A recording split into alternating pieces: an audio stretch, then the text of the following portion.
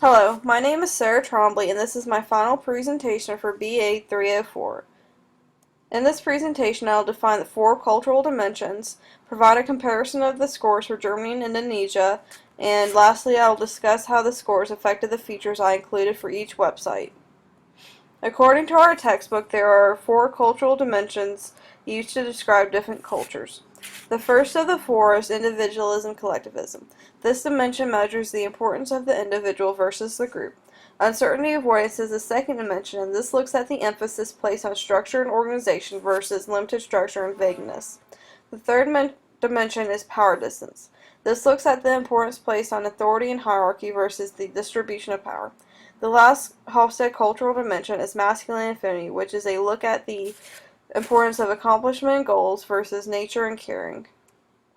For each of these dimensions, countries receive scores. This bar graph displays the scores of Germany in blue and Indonesia in red. Specifically, the scores are as follows.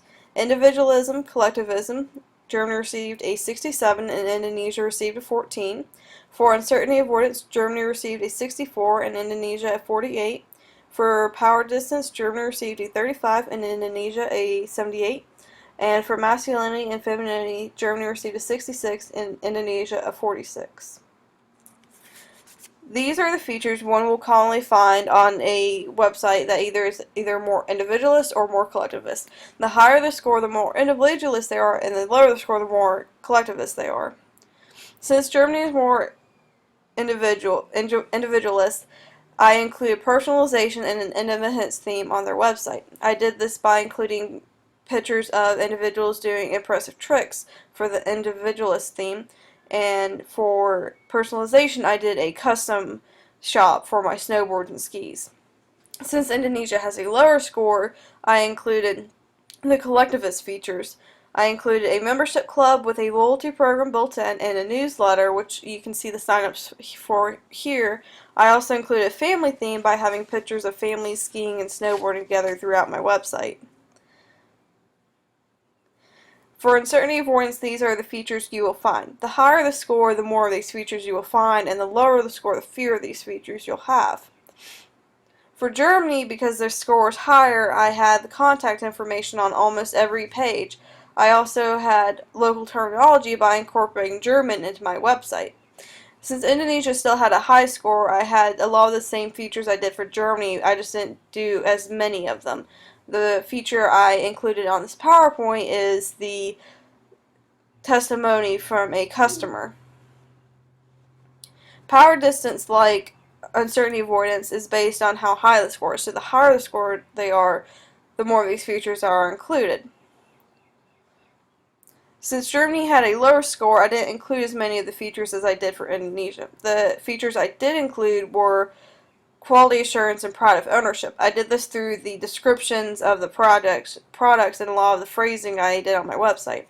Since Indonesia's score was really high, I did a lot of that I did for Germany, and I also included the company hierarchy and the pictures of the CEOs, which you can see here. Masculinity and femininity were the hardest categories for me to incorporate into my website.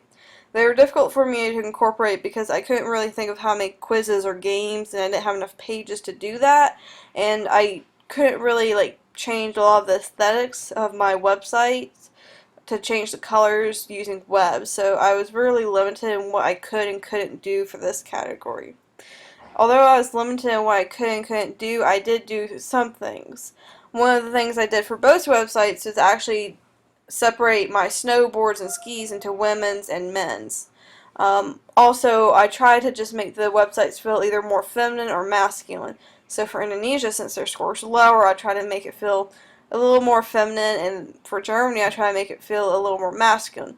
However, both of the scores are pretty in the middle. They're both 16 points away from 50, so they have a bit of the different features in both of them. Overall, this was a very interesting and fun project to do. I hope you can see how I incorporated the different features based on the Hofstede scores into my websites. Thank you for listening and have a great day.